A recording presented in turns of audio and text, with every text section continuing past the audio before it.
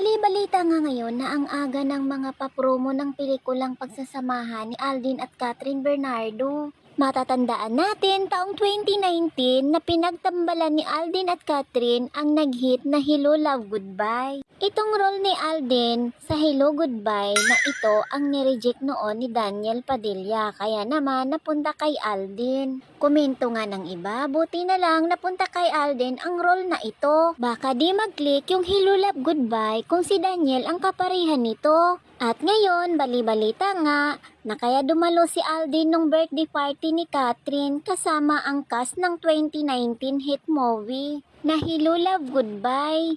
Nagselbi ring testing ground kung positibo pa rin ang pagtanggap ng publiko sa tambalang Catherine at Alden. Usap-usapan nga ngayon na pinagdesisyonan ng Star Cinema boses na gawa ng sigel o karugtong ang nasasabing pelikula na kumita noon ng 880 million worldwide.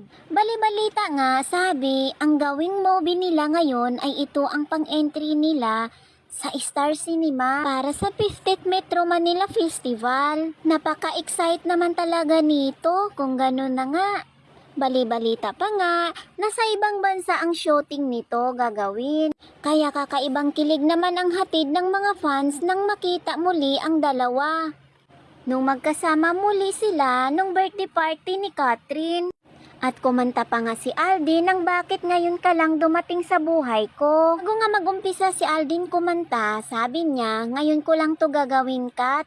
Kaya naman kilig na kilig yung mga fans nila. Kaya naman marami ang nagtataka kung bakit hindi ginawa ng karugtong ang Dingdong at Marian.